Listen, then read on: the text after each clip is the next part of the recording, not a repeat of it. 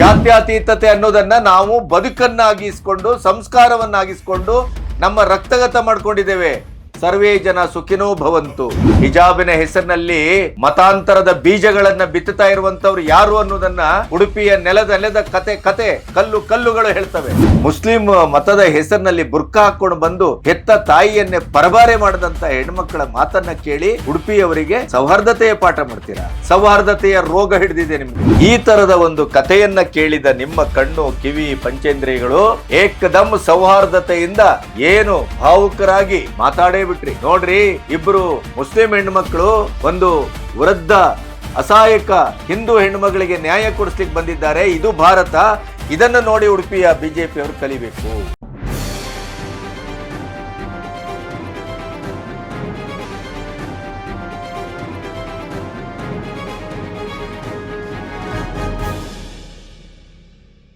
ನಮಸ್ತೆ, B Ganapati news ಚಾನೆಲ್ಗೆ ಸ್ವಾಗತ.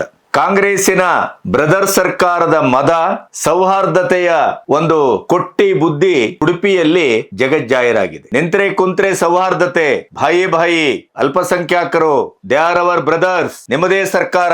ಅದಕ್ಕಾಗೇನೆ ಇತ್ತೀಚೆಗೆ ಅಲ್ಪಸಂಖ್ಯಾತರು ಸಮಾವೇಶಗೊಂಡು 10 ಭರವಸೆಯನ್ನ ಕೊಟ್ಟಿದ್ರಿ, ಅದರಲ್ಲಿ 1 ಭರವಸೆಯನ್ನ ಮಾತ್ರ ಈಡೇರಿಸಿದ್ರಿ, 9 ಭರವಸೆಯನ್ನ ತಕ್ಷಣ ಈಡೇರಿಸಿ, ಇಲ್ಲದೆ ಇದ್ರೆ ನಿಮಗೆ ಬುದ್ಧಿ ಕಲಿಸ್ಲಿಕ್ಕೆ ನಮಗೆ ಗೊತ್ತು ಅಂತ ತಪರಾಕೆ ಹಾಕಿದ್ದು. ಇವರ ಸೊಂಟಕ್ಕೆ ಹಗ್ಗ ಹಾಕಿ ಮಂಗನ ಕುಣಿಸಿದ ಹಾಗೆ ಅವರು ಕುಣಿಸ್ತಾ ಇರುವಂತ ಅಲ್ಪಸಂಖ್ಯಾತರ ಓಟನ್ನ ನಂಬಿ 84-87% ಇದ್ದಂತ ಈ ದೇಶದ ಬಹುಸಂಖ್ಯಾಕ ಹಿಂದೂಗಳನ್ನ ಕಾಲಡಿಗೆ ಹಾಕಿ ನಾವು ಮೆಟ್ಟಿ ಬದುಕ್ತೇವೆ ಅಂತ ಇಡೀ 78 ವರ್ಷದಲ್ಲಿ ಒಂದು 60 ವರ್ಷ ಆಡಳಿತ ಮಾಡಿ ಈಗ ವಾನಪ್ರಸ್ಥಕ್ಕೆ ಹೋಗ್ಲಿಕ್ಕೆ ಕಾಂಗ್ರೆಸ್ ಪೂರ್ಣವಾಗಿ ಸಿದ್ಧಗೊಂಡಿದ್ದು ಹೇಗೆ, ಬಹುಸಂಖ್ಯಾತರ ಅದಮುವಿಕೆಯ ಪರಿಣಾಮ ಏನು ಅನ್ನೋದನ್ನ ಕಾಂಗ್ರೆಸ್ ದೇಶಾದ್ಯಂತ ಅನುಭವಿಸ್ತಾ ಇದೆ. ಆದರೂ ಕಾಂಗ್ರೆಸ್ಸಿಗೆ ಇನ್ನೂ ಬುದ್ಧಿ ಬಂದ ಹಾಗಿಲ್ಲ. ಅಲ್ಪಸಂಖ್ಯಾತರ ಓಲೈಕೆಯೇ ತನ್ನ ಮತ ಬ್ಯಾಂಕು, ತನ್ನ ಗೆಲುವಿನ ಸೂತ್ರ.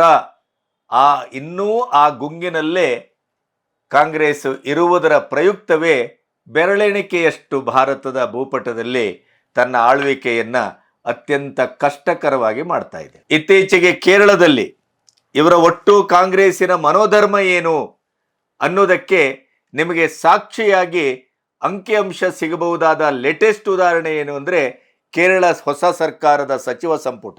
ಅಲ್ಲಿ ಬಹುಸಂಖ್ಯಾತರು ಹಿಂದೂಗಳು 54% ಹಿಂದೂಗಳಿದ್ದಾರೆ. ಆದರೆ ಸಚಿವ ಸಂಪುಟದಲ್ಲಿ ಕೇವಲ 40%, ಅದೇ 16% ಕ್ರಿಶ್ಚಿಯನ್ರಿದ್ದಾರೆ. ಸಚಿವ ಸಂಪುಟದಲ್ಲಿ 30% ಸಚಿವ ಸ್ಥಾನ, ಅದೇ 30% ಮುಸ್ಲಿಮರು, ಅವರಿಗೆ 30% ಸಚಿವ ಸ್ಥಾನ. 20 ಸಚಿವ ಸ್ಥಾನದಲ್ಲಿ 14ಕ್ಕೂ ಹೆಚ್ಚು ಮುಸ್ಲಿಮರಿಗೆ ಕ್ರಿಶ್ಚಿಯನ್ರಿಗೆ ಅನಾಯಾಸವಾಗಿ ಹಂಚಲಾಗಿದೆ. ನಮಗೆ ಸೌಹಾರ್ದತೆಯ ಪಾಠವನ್ನ ಮಾಡ್ತೀರಿ, ನಮಗೆ ಜಾತ್ಯತೀತತೆಯ ಪಾಠವನ್ನ ಮಾಡ್ತೀರಿ. ತಮಿಳುನಾಡಲ್ಲಿ ಒಟ್ಟು ಹಿಂದೂಗಳ ಪಾಪ್ಯುಲೇಷನ್ ಎಷ್ಟು? 6.32 ಕೋಟಿ. ಪರ್ಸೆಂಟೇಜ್ ಎಷ್ಟು? 87.58%. 87.58%. ಅದೇ ಮುಸ್ಲಿಂ ಇರುವುದೆಷ್ಟು? 5.86%. ಕ್ರಿಶ್ಚಿಯನಿಟಿ ಅದರದ್ದು ಎಷ್ಟು ಇರುವುದು ಪರ್ಸೆಂಟೇಜು? 6.12, 12%. 6.12. ಆದರೆ ಇಡೀ 78 ವರ್ಷಗಳಲ್ಲಿ 80%ಕ್ಕೂ ಹೆಚ್ಚು ಸಂದರ್ಭಗಳಲ್ಲಿ ದ್ರವಿಡ ಮನೋಧರ್ಮದ, ಹಿಂದೂ ಧರ್ಮ ವಿರೋಧಿಯ, ಪೆರಿಯಾರ್ನಂಥ ಮುಟ್ಟಾಳರ ಮಗಳನ್ನೇ ಮದುವೆಯಾದ, ಪಬ್ಲಿಕ್ ಅಲ್ಲಿ ರಾಮ ಮತ್ತು ಸೀತೆಯ ಚಿತ್ರಕ್ಕೆ ಚಪ್ಪಲಿಯಿಂದ ಹೊಡೆದ, ಮೆಟ್ಟಿದ, ಭಗವದ್ಗೀತೆಯನ್ನ ಅವಮಾನ ಮಾಡಿದ, ಸುಟ್ಟಾಕಿದ ಈ ಸಿದ್ಧಾಂತವನ್ನ 87.58% ಹಿಂದೂಗಳು ಸಹಿಸಿಕೊಂಡ್ರು. ಅದು ಜಾತ್ಯತೀತತೆಯ ನಿಜವಾದಂತ ಗುರುತು. ಸುಡೋ ಜಾತ್ಯತೀತತೆ ಅಲ್ಲ. ಜಾತ್ಯತೀತತೆ ಅನ್ನೋದನ್ನ ನಾವು ಬದುಕನ್ನಾಗಿಸ್ಕೊಂಡು ಸಂಸ್ಕಾರವನ್ನಾಗಿಸ್ಕೊಂಡು ನಮ್ಮ ರಕ್ತಗತ ಮಾಡ್ಕೊಂಡಿದ್ದೇವೆ. ಸರ್ವೇ ಜನ ಸುಖಿನೋ ಭವಂತು. ಬಹು ಸಂಸ್ಕೃತಿಯಲ್ಲಿ ಏಕ ಸಂಸ್ಕೃತಿಯನ್ನ ಕಂಡವ್ರು ನಾವು. ತಮಿಳುನಾಡು ಅಂದ್ರೆ ನಮ್ಮ ಹಿಂದೂ ಧರ್ಮದ ಇಡೀ ಆರಾಧನಾ ಸಂಸ್ಕೃತಿಯ ಹೊಕ್ಕಳು ಬಳ್ಳಿಯದು. ಅಲ್ಲಿ 87% ಕಿಂತ ಹೆಚ್ಚು ಹಿಂದೂಗಳಿದ್ರೂ ಕೂಡ ಈಗ ಕೇವಲ 6.12% ಇರುವ ಕ್ರಿಶ್ಚಿಯನ್ ಜೋಸೆಫ್ ವಿಜಯ್ ಅವರನ್ನ ಮುಖ್ಯಮಂತ್ರಿಯಾಗಿ ಆರಿಸಿದ್ದಾರೆ. ಏನು ಕ್ರಿಶ್ಚಿಯನ್ರ ಆರಿಸ್ತಾರಿಸಿದ್ರ ಅಥವಾ 4.22% ಇರುವಂತ ಅಥವಾ 4.22% ಇರುವಂತ ಮುಸ್ಲಿಮರ ಆರಿಸಿ ಕಳಿಸಿದ್ರ ವಿಜಯ್ನನ್ನ? ಏನಂತ ಭಾವಿಸ್ತೀರಿ? ಈ ದೇಶದ ಇಡೀ ಸ್ವತಂತ್ರ ಭಾರತದ ಇತಿಹಾಸದಲ್ಲಿ ಬಹುಸಂಖ್ಯಾಕ ಹಿಂದೂಗಳು ಅಲ್ಪಸಂಖ್ಯಾತರನ್ನ ಹೃದಯದಲ್ಲಿಟ್ಟು ಸಾಕಿದ್ದಾರೆ. ಅತ್ಯಂತ ಆಯಕಟ್ಟಿನ ಅಧಿಕಾರದ ನೆಲೆಯಲ್ಲಿ ಅಲ್ಪಸಂಖ್ಯಾತರನ್ನ ಕೂರಿಸಿ ಅತ್ಯಂತ ಸೌಹಾರ್ದಯುತವಾದಂತ ಸಂತೋಷವನ್ನ ವ್ಯಕ್ತಪಡಿಸಿದ್ದಾರೆ. ಇಂಥ ಒಂದು ದೇಶದಲ್ಲಿ, ಇಂಥ ಹಿಂದೂ ಸಂಸ್ಕೃತಿ ಮತ್ತು ಸಂಸ್ಕಾರದ ಒಂದು ಇಡೀ ಚರಿತ್ರೆಯಲ್ಲಿ ಉಡುಪಿಯಂತ ಕೃಷ್ಣನ ನೆಲದಲ್ಲಿ ನಿಂತು ಸಚಿವೆ ಹೆಬ್ಬಾಳ್ಕರ್ ಎಂಥ ಒಂದು ದುರಂತದ, ಎಂಥ ಒಂದು ಕೆಟ್ಟ ಮನೋಭಾವದ ಪ್ರದರ್ಶನ ಮಾಡಿದ್ರು ಅಂತಂದ್ರೆ ಅವರಿಗೆ ಅದನ್ನ ನೋಡಿ ಹೇಸಿಗೆ ಆಗ್ಬೇಕು. ಉಡುಪಿ ಅಂದ್ರೆ ಏನಂತ ಭಾವಿಸಿದ್ರಿ? ಬೆಳಗಾವಿಯ ಸಿಂಹಿಣಿ. ಏನು ಟೂರಿಸ್ಟ್ ತರ? ಮಹಿಳಾ ಮೋರ್ಚಾದ ಹೆಣ್ಮಗಳು ಬಹಳ ಖಡಕ್ ಆಗಿ ಅದನ್ನೇ ಹೇಳಿದ್ದಾರೆ. ಟೂರಿಸ್ಟ್ ತರ ಬಂದು ಉಡುಪಿಯಲ್ಲಿ ಬಂದು ಸೌಹಾರ್ದತೆಯ ನಿಮ್ಮ ಪಾಠವನ್ನ ನಾವು ಕೇಳಬೇಕಾಗಿಲ್ಲ, ಸೌಹಾರ್ದತೆ ಏನು ಅನ್ನೋದನ್ನ ನಾವು ಬದುಕಿ ತೋರಿಸಿದ್ದೇವೆ. ಉಡುಪಿಯಲ್ಲಿ ಎಲ್ಲಿ ಕೋಮು ಸೌಹಾರ್ದತೆ ಕೆಟ್ಟಿದೆ ನೋಡುವ, ತೋರಿಸ್ಬಿಡಿ. ಯಾವುದೋ ಫೇಕ್ ಹೆಣ್ಮಕ್ಳನ್ನ ಇಟ್ಕೊಂಡು ಉಡುಪಿಯವರಿಗೆ, ಉಡುಪಿ ಬಿಜೆಪಿಗೆ ಸೌಹಾರ್ದತೆಯ ಪಾಠ ಮಾಡ್ತೀರಾ? ಫೇಜಾವರ್ ಸ್ವಾಮಿಗಳು ಅಷ್ಟಮಠದ ಸಂಕೀರ್ಣದಲ್ಲಿ ಒಳಗಡೆ ಇಫ್ತಿಯಾರ್ ಕೂಟವನ್ನ ಮಾಡಿದವರು, ನೆನಪಿರ್ಬೇಕು ನಿಮ್ಗೆ. ಏನ್ ಸೌಹಾರ್ದತೆಯ ಪಾಠ ಮಾಡ್ತೀರಿ? ಯಾವುದೋ ಕೊಟ್ಟಿ ಹೆತ್ತ ತಾಯಿಯನ್ನೇ ಪರಬಾರೆ ಮಾಡಿ, ಹೆತ್ತ ತಾಯಿಯನ್ನೇ ಪರಕೀಯಗೊಳಿಸಿ, ಹೆತ್ತ ತಾಯಿಯನ್ನೇ ಪಕ್ಕದ ಮನೆಯವರು ಅಂತ ಹೇಳಿ 5 ಸೆಂಟ್ ಜಾಗಕ್ಕೆ ಅದರ ವಿಲೇವಾರಿ ಮಾಡ್ಲಿಕ್ಕೆ ಬುರ್ಕಾ ಹಾಕೊಂಡು ಬಂದಂತ ಇಬ್ರು ಹೆಣ್ಮಕ್ಕಳ ಮಾತನ್ನ ಕೇಳಿ ಹಿಂದೂ ಮುಸ್ಲಿಂ ಸೌಹಾರ್ದತೆಯ ಪಾಠ ಮಾಡ್ತೀರಿ ಬಿಜೆಪಿಯವರಿಗೆ, ಉಡುಪಿಯವರಿಗೆ. ಉಡುಪಿಯ ಶ್ರೀಕೃಷ್ಣನ ಇಡೀ ಆಭರಣ ಮಾಡುವವರು ಯಾರು ಗೊತ್ತಾ ನಿಮ್ಗೆ? ಮುಸ್ಲಿಂ ಸಮುದಾಯ ಸಾಂಪ್ರದಾಯಿಕವಾಗಿ ತಲತಲಾಂತರದಿಂದ ಹಿಜಾಬಿನ ಹೆಸರಿನಲ್ಲಿ ಮತಾಂತರದ ಬೀಜಗಳನ್ನ ಬಿತ್ತುತ್ತಾ ಇರುವಂತವ್ರು ಯಾರು ಅನ್ನೋದನ್ನ ಉಡುಪಿಯ ನೆಲದ ಕತೆ ಕಲ್ಲುಗಳು ಹೇಳ್ತವೆ. ಸೌಹಾರ್ದತೆಯ ಇಡೀ ಬದುಕಿಗೆ ಬೆಂಕಿ ಇಟ್ಟವರು ಯಾರು ಅನ್ನೋದನ್ನ ಕೃಷ್ಣ ಮಠದ ಕಂಬಗಳು ಹೇಳ್ತವೆ. ಇಂಥ ಪರಿಸ್ಥಿತಿಯಲ್ಲಿ ನೀವು ಮೋಸಗಾರರನ್ನ, ಸ್ವಾರ್ಥಿಗಳನ್ನ, ಮುಸ್ಲಿಂ ಮತದ ಹೆಸರಿನಲ್ಲಿ ಬುರ್ಕಾ ಹಾಕೊಂಡು ಬಂದು ಹೆತ್ತ ತಾಯಿಯನ್ನೇ ಪರಬಾರೆ ಮಾಡಿದಂತ ಹೆಣ್ಮಕ್ಕಳ ಮಾತನ್ನ ಕೇಳಿ ಉಡುಪಿಯವರಿಗೆ ಸೌಹಾರ್ದತೆಯ ಪಾಠ ಮಾಡ್ತೀರಾ?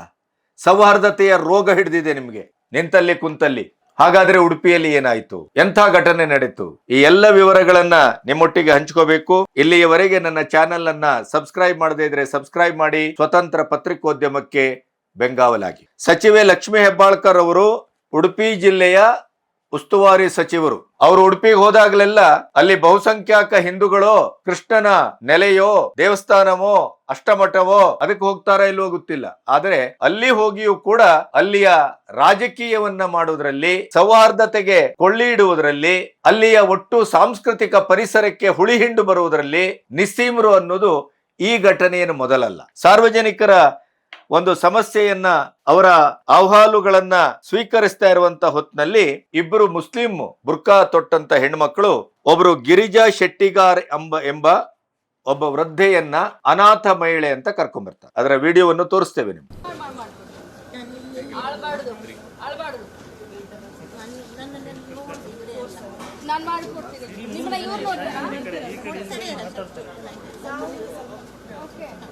ನಾವು ಅವರ ನೇಬರ್ ನಾವು ಕರ್ಕೊಂಡು ಬಂದದ್ದು ಅವರಿಗೆ ಇಲ್ಲಲ್ಲ.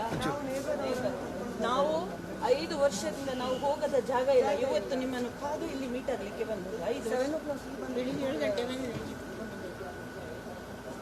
ನಮ್ಗೆ ಏನ್ ಮಾಡ್ಬೇಕಂತ ಗೊತ್ತಿಲ್ಲ. ಯಾಕಂದ್ರೆ ಅವರಿಗೊಂದು ನೆಲೆ ಕೊಡ್ಬೇಕು. ಇದು ನೋಡಿ, ಇದು ಹಿಂದೂ ಮುಸ್ಲಿಮು, ಅವ್ರ ಕಣ್ಣಲ್ಲಿ ನೀರು ಹಾಕ್ತಾ ಇದ್ದಾರೆ. ಇವರು ಹಿಂದೂಗಳು, ಮನೆಯಲ್ಲಿ ಯಾರು ಇಲ್ಲ ಅಂತ. ಇದು ನಮ್ಮ ಭಾರತ ದೇಶ. ಅದನ್ನ ಉಡುಪಿಯವರು ಕಲಿಬೇಕು, ಬಿಜೆಪಿಯವರು. ಅಮ್ಮ don't worry, I promise you, ನಾನು ಮಾಡ್ಕೊಡ್ತೀನಿ. ಇದು ನೋಡಿ, ಇದು ಹಿಂದೂ ಮುಸ್ಲಿಮು, ಅವ್ರ ಕಣ್ಣಲ್ಲಿ ನೀರು ಹಾಕ್ತಾ ಇದ್ದಾರೆ. ಇವರು ಹಿಂದೂಗಳು, ಮನೆಯಲ್ಲಿ ಯಾರು ಇಲ್ಲ ಅಂತ. ಇದು ನಮ್ಮ ಭಾರತ ದೇಶ. ಅದನ್ನ ಉಡುಪಿಯವರು ಕಲಿಬೇಕು, ಬಿಜೆಪಿಯವರು. ಅಮ್ಮ don't worry, I promise you, ನಾನು ಮಾಡ್ಕೊಡ್ತೀನಿ. ಇವರಿಗೆ ಯಾರು ಇಲ್ಲ. ಇವರ ಒಂದು ಸಮಸ್ಯೆಗಾಗಿ ನಾವು ಕಂಡ ಎಲ್ಲ ಆಫೀಸನ್ನು ಅಲ್ದಿದ್ದೇವೆ, ಎಲ್ಲ ರಾಜಕಾರಣಿಗಳನ್ನು ಕೇಳಿದ್ದೇವೆ. ಅಲದು ಸುಸ್ತಾಗಿ ಹೋಗಿದೆ.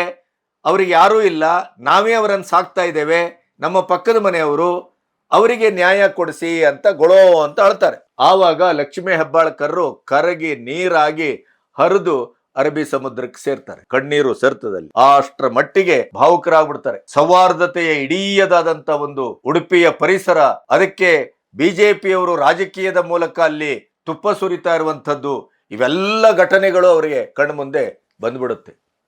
ದಿವ್ಯಜ್ಞಾನಿಗಳು, ಉಡುಪಿಯ ನೆಲದ ಸಂಸ್ಕೃತಿ ಗೊತ್ತಿಲ್ಲ, ಉಡುಪಿಯ ಇಡೀ ಬಾಳು ಗೊತ್ತಿಲ್ಲ, ಉಡುಪಿಯ ಇಡೀ ಹಿಂದೂ ಮುಸ್ಲಿಂ ಕ್ರಿಶ್ಚಿಯನ್ನರು ಅಷ್ಟಮಠದ ರಥಬೀದಿಯಲ್ಲಿ ಒಟ್ಟಾಗಿ ಬದುಕ್ತಾ ಇದ್ದಾರೆ. ಪ್ರತಿ ಹಬ್ಬ ಆಚರಣೆ ಇತ್ಯಾದಿ ಎಲ್ಲವನ್ನು ಕೂಡ ಒಟ್ಟಾಗಿ ಆಚರಿಸ್ತಾ ಇದ್ದಾರೆ, ಒಟ್ಟಾಗಿ ಬದುಕ್ತಾ ಇದ್ದಾರೆ. ರಥಬೀದಿ ಕೇವಲ ಹಿಂದೂಗಳ ಒಂದು ಆಧ್ಯಾತ್ಮದ ಪರಿಸರ ಅಲ್ಲ, ಅದು ಸರ್ವ ಧರ್ಮದ ಒಂದು ಕೇಂದ್ರ ಬಿಂದು. ಅದನ್ನ ಅರ್ಥ ಮಾಡ್ಕೊಳ್ಳುವಷ್ಟು ಜ್ಞಾನ ಆಗಲಿ ತಿಳುವಳಿಕೆ ಆಗಲಿ ಇವರಿಗೆಲ್ಲಿರ್ಲಿಕ್ಕೆ ಸಾಧ್ಯ. ತಕ್ಷಣ ಭಾವುಕರಾಗ್ತಾರೆ. ಓ ನೋಡಿ, ಇದು ಸೌಹಾರ್ದತೆಯ ಲಕ್ಷಣ, ಇದು ಭಾರತ.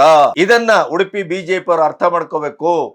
ನೋಡಿ, ಇಬ್ರು ಮುಸ್ಲಿಂ ಹೆಣ್ಮಕ್ಳು ಹೆಂಗಸರು ಒಂದು ಬಡ ಅನಾಥ ಹಿಂದೂ ವೃದ್ಧ ಹೆಣ್ಮಗಳನ್ನ ಕರ್ಕೊಬಂದು ಅವರಿಗೆ ನ್ಯಾಯ ಕೊಡಿಸ್ಲಿಕ್ಕೆ ಕಣ್ಣೀರ್ ಹಾಕ್ತಾ ಇದ್ದಾರೆ.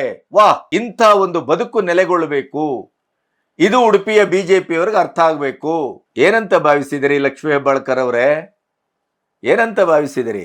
ಉಡುಪಿಯಲ್ಲಿ ಬಿಜೆಪಿ ಆಗಬಹುದು, ಬ್ರಾಹ್ಮಣರಾಗಬಹುದು, ಹಿಂದೂಗಳಾಗಬಹುದು, ಅಥವಾ ನಮ್ಮ ಗೌಡ ಸಾರಸ್ವತರಾಗಬಹುದು, ಯಾರಾದರೂ ಯಾವತ್ತಾದರೂ ಮತಧರ್ಮದ ಹೆಸರಿನಲ್ಲಿ ಕೋಮು ದ್ವೇಷಕ್ಕೋ ಕೋಮು ಗಲಭೆಗೋ ಕಾರಣರಾದಂಥ ಒಂದು ಘಟನೆಯನ್ನು ಹೇಳಿಬಿಡಿ. ಅಲ್ಲಿ ವಿಟ್ಲಿಪಿಂಡಿ ಆಗತ್ತೆ, ಅಲ್ಲಿ ಎಂತೆಂಥವರೆಲ್ಲ ಸೇರ್ತಾರೆ ಗೊತ್ತುಂಟ ನಿಮಗೆ? ಪರ್ಯಾಯೋತ್ಸವ ಆಗತ್ತೆ. ಆ ಪರ್ಯಾಯೋತ್ಸವದಲ್ಲಿ ಕೆಲವು ಪರಿಕ್ರಮಗಳಲ್ಲಿ ನೇರವಾಗಿ ಮುಸ್ಲಿಮರು ಭಾಗವಹಿಸ್ತಾರೆ, ಗೊತ್ತಿದೆಯಾ ನಿಮಗೆ? ಯಕ್ಷಗಾನದಲ್ಲಿ ಬಪ್ಪ ಬ್ಯಾರಿ ಅಂತ ಒಂದು ಪ್ರಸಂಗ ಶೇಣಿ ಗೋಪಾಲಕೃಷ್ಣ ಅವರ ಕಾಲದಲ್ಲಿ ಉತ್ತುಂಗಕ್ಕೆ ಏರಿದಂತ ಪ್ರಸಂಗ ಗೊತ್ತಾ ನಿಮಗೆ? ಏನಂತ ಭಾವಿಸಿದಿರಿ?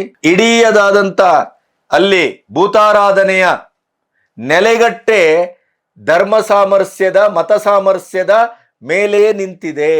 ಏನಂತ ಭಾವಿಸಿದಿರಿ? ಏನು ಗೊತ್ತಿದೆ ನಿಮಗೆ? ಉಡುಪಿಯ ಇಡೀಯದಾದಂತ ಕಲ್ಚರ್ ಏನು ಅಂತ ಗೊತ್ತಿದೆ ನಿಮಗೆ? ಕೊನೆಗೂ ಈ ಕತೆ ಏನು ಅಂತ ಗೊತ್ತಿಲ್ಲದೇನೆ ಅವರು ಕರ್ಕೊಬಂದವರು ಯಾರು, ಅವರ ಹಿನ್ನೆಲೆ ಏನು ಒಂದನ್ನು ಅರ್ಥ ಮಾಡ್ಕೊಳ್ದೇನೆ ಕೇವಲ ಅವರ ಬುರ್ಕವನ್ನಷ್ಟೇ ನೋಡಿ ಶಾಲಾ ಕಾಲೇಜುಗಳಲ್ಲಿ ಇವತ್ತು ಕೇಸರಿ ಶಾಲು ನಿಷೇಧ, ಕೇಸರಿ ವರ್ಣ ನಿಷೇಧ, ಹಿಜಾಬು ಅಲ್ಲಿ ಎಕ್ಸೆಪ್ಟೇಬಲ್. ನಮ್ಮ ಕಣ್ಣೊಳಿಸ್ಲಿಕ್ಕೆ ನಮಗೆ ಇದು ಏನೋ ಜನವಾರ, ಲಿಂಗ, ಇನ್ನೊಂದು ಮಗದೊಂದು ಹಿಂದೂಗಳ ಕಣ್ಣೊರೆಸ್ಲಿಕ್ಕೆ. ಬಹುಶಃ ಇವೆಲ್ಲ ಕಾನೂನನ್ನ ಅಥವಾ ಹಿಜಾಬನ್ನ ಮತ್ತೆ ತರುವ ಮೂಲಕ ವೋಟ್ ಬ್ಯಾಂಕ್ ಅನ್ನ ಖುಷಿಗೊಳಿಸ್ಲಿಕ್ಕೆ, ಭದ್ರಗೊಳಿಸ್ಕೊಳ್ಳಿಕ್ಕೇನೆ ಮೊನ್ನೆ ನೀಟ್ ಎಕ್ಸಾಮ್ ಅಲ್ಲಿ ಬಹುಶಃ ಜನವಾರ ಕಿತ್ತಾಕಿದ್ದು ಕಾಣುತ್ತೆ. ವ್ಯವಸ್ಥಿತ ಸಂಚು ಇರಬಹುದು ಅದು. ಆ ವಿವಾದವನ್ನ ಸೃಷ್ಟಿಸಿ ಈಗಾಗಲೇ ಹಿಜಾಬಿನ ಗಲಾಟೆ ಕೋರ್ಟಲ್ಲಿ ಇದ್ರೂ ಕೂಡ, ವಿಚಾರಣೆ ಹಂತದಲ್ಲಿದ್ರೂ ಕೂಡ ಹಿಜಾಬ್ ಅನ್ನ ತರಬೇಕು, ಅದರ ಬಗ್ಗೆ ಒಂದು ಸ್ಪಷ್ಟವಾದಂತ ಕಾನೂನು ಅಥವಾ ಸರ್ಕಾರದ ನಡೆಯೋ ಅದು ಕಾರ್ಯರೂಪಕ್ಕೆ ತರಬೇಕು ಅನ್ನುವ ಕಾರಣಕ್ಕಾಗಿ ಇಂಥ ಒಂದು ಪ್ರಕರಣವನ್ನ ಮಾಡಿರಲೂಬಹುದು. ಅಂಥದ್ದೊಂದು ಮಾತು ಬರ್ತಾ ಇದೆ. 136 ಸೀಟು, ಅದ್ಭುತವಾದ ಚಾರಿತ್ರಿಕ ವಿಜಯ ಪ್ರಾಪ್ತವಾದ ತಕ್ಷಣ ನೀವೇ ನಮಗೆ ಸರ್ಕಾರವನ್ನ, ನೀವೇ ನಮಗೆ ವಿಜಯವನ್ನ, ನೀವೇ ನಮಗೆ ಚಾರಿತ್ರಿಕವಾದಂತ ಈ ಅಧಿಕಾರವನ್ನ ಕೊಟ್ಟದ್ದು. ಇದು ಬ್ರದರ್ಸ್ ಸರ್ಕಾರ, ದೇ ಆರ್ ಅವರ್ ಬ್ರದರ್ಸ್. ಅಮಾಯಕರು, ಬೆಂಕಿ ಹಚ್ಚಿದವರು, ಬಾಂಬಿಟ್ಟವರು ಎಲ್ಲ. ಈ ತರದ ಒಂದು ಕಥೆಯನ್ನ ಕೇಳಿದ ನಿಮ್ಮ ಕಣ್ಣು ಕಿವಿ ಪಂಚೇಂದ್ರಿಯಗಳು ಏಕದಮ್ ಸೌಹಾರ್ದತೆಯಿಂದ ಏನು ಭಾವುಕರಾಗಿ ಮಾತಾಡೇ ಬಿಟ್ರಿ. ನೋಡ್ರಿ, ಇಬ್ರು ಮುಸ್ಲಿಂ ಹೆಣ್ಮಕ್ಳು ಒಂದು ವೃದ್ಧ ಅಸಹಾಯಕ ಹಿಂದೂ ಹೆಣ್ಮಗಳಿಗೆ ನ್ಯಾಯ ಕೊಡಿಸ್ಲಿಕ್ಕೆ ಬಂದಿದ್ದಾರೆ. ಇದು ಭಾರತ. ಇದನ್ನು ನೋಡಿ ಉಡುಪಿಯ ಬಿಜೆಪಿಯವರು ಕಲಿಬೇಕು. ಉಡುಪಿಯವರೇ ಬಿಜೆಪಿಯವರು ಕಲಿಬೇಕು ಅಂತ ಹೇಳುವ ನಿಮಗೆ ಉಡುಪಿ ಎಷ್ಟು ಗೊತ್ತು ಅಂತ ಮೊದಲು ಹೇಳಿ. ಉಡುಪಿ ಏನು ಗೊತ್ತಿದೆ ನಿಮಗೆ? ಉಡುಪಿಯ ಬದುಕೇನು ಗೊತ್ತಿದೆ? ಉಡುಪಿಯ ಇಡೀ ಚಾರಿತ್ರಿಕ ಕತೆ ಕಥಾನಕಗಳೇನು ಗೊತ್ತಿದೆ? ಯಾವ ಉಡುಪಿಯ ಬಿಜೆಪಿಯ ಯಾವ ನಾಯಕರು ಯಾವತ್ತೂ ಧರ್ಮ ಸಾಮರಸ್ಯಕ್ಕೆ, ಮತ ಸಾಮರಸ್ಯಕ್ಕೆ, ಬದುಕಿನ ಒಂದು ಸಾಮರಸ್ಯಕ್ಕೆ ಕೊಳ್ಳಿಡುವ ಕೆಲಸವನ್ನ ಮಾಡಿಲ್ಲ. ಹಿಜಾಬ್ ಗಲಾಟೆ ಕೂಡ ಅದು ಮತಾಂತರದ ಉದ್ರಿಕ್ತವಾದಂತ ಆತ್ಯಂತಿಕವಾದಂತ ವಿಷಕಾರಿಯಾದಂತ ಸ್ಥಿತಿಗೆ ಬಂದು ಮುಟ್ಟಿದಾಗ ಪ್ರತಿಭಟನೆ ಮುಂದಾದದ್ದು. ಅಂತಾರಾಷ್ಟ್ರೀಯ ಮಟ್ಟದ ಒಂದು ಷಡ್ಯಂತ್ರ ಅದು ಅಂತ ಗೊತ್ತಾದಾಗ ಅದಕ್ಕೆ ತೀವ್ರವಾದ ಪ್ರತಿಭಟನೆ ವ್ಯಕ್ತವಾದದ್ದು. ನಿಷೇಧಿತ ಸಂಘಟನೆ ಅದರ ಹಿಂದೆ ಇದೆ ಅಂತ ಗೊತ್ತಾದಾಗ ಅದಕ್ಕೆ ಪ್ರತಿಭಟನೆ ವ್ಯಕ್ತವಾದದ್ದು. ಸ್ವತಃ 25 ವರ್ಷದ ಹಿಂದೆ ಈ ಗಿರಿಜಾ ಶೆಟ್ಟಿಗಾರರ ಮಗಳು ಅಲ್ಲಿ ನಿಂತದ್ರಲ್ಲಿ ಆ ಬಲಭಾಗಕ್ಕೆ ಎಡಭಾಗಕ್ಕೆ ನಿಂತಿದ್ದಾರೆ ನೋಡಿ. ಆ ಹೆಣ್ಣುಮಗಳು 25 ವರ್ಷದ ಹಿಂದೆ ಹಿಂದೂ ಧರ್ಮವನ್ನ ತ್ಯಜಿಸಿ ಮತಾಂತರಗೊಂಡು ಮದುವೆಯಾದಂತ ಹೆಣ್ಮಗಳು. 5 ಸೆಂಟ್ ಜಾಗ ಏನೋ ಅಲ್ಲಿ ಕಾನೂನು ಪ್ರಕಾರ ಏನೋ ತೊಡಕಿದೆ, ಮನೆ ಕಟ್ಲಿಕ್ಕೆ ಆಗ್ತಾ ಇಲ್ಲ. ಆ ಕಾರಣಕ್ಕಾಗಿ ಸುಳ್ಳು ಹೇಳಿ ಸ್ವತಃ ತನ್ನ ಹೆತ್ತ ತಾಯಿಯನ್ನೇ, ನಮ್ಮ ನೆರೆಹೊರೆಯವರು ನಾವೇ ನೋಡ್ತಾ ಇದ್ದೇವೆ, ಅವರಿಗೆ ನ್ಯಾಯ ಕೊಡಿ. ಅಂದ್ರೆ ನಿಮ್ಮ ಒಂದು ಪ್ರೀತಿ ಪ್ರೇಮವೋ ಒತ್ತಡವೋ ಗೊತ್ತಿಲ್ಲ, ಮತಾಂತರ ಆದ ತಕ್ಷಣ ಹೆತ್ತ ತಾಯಿಯ ಕರುಳು ಬಳ್ಳಿ, ಹೆತ್ತ ತಾಯಿ ಕಣ್ಣೆದರನೆ ಪರಬಾರೆ ಆಗೋಗ್ತಾಳೆ, ಪರಕೀಯಳಾಗೋಗ್ತಾಳೆ. ಈ ಯಾವ ಕಥೆಯನ್ನು, ಈ ಯಾವ ಮೋಸವನ್ನು, ಈ ಯಾವ ನಿಮಗೆ ಕಣ್ಣೊರಿಸುವ ತಂತ್ರಕ್ಕೆ ಅಲ್ಲಿ ಬಂದು ಗ್ಲಿಸಿರಿನ್ ಹಾಕಿ ಹತ್ತಿದಾರೋ ಅಥವಾ ನಟನೆಯೋ ಒಂದು ಅರ್ಥ ಮಾಡ್ಕೊಳ್ಳದೇನೆ ಏಕದಮ್ ಸೌಹಾರ್ದತೆಯ ಪಾಠವನ್ನ ಉಡುಪಿಯ ಬದುಕಿಗೆ, ಜನರಿಗೆ, ಬಿಜೆಪಿಯವರಿಗೆ ಮಾಡ್ತಿರಲ್ಲ. ಈ ಮುಟ್ಟಾಳತನಕ್ಕೆ ಇನ್ನೇನ್ ಹೇಳೋಣ?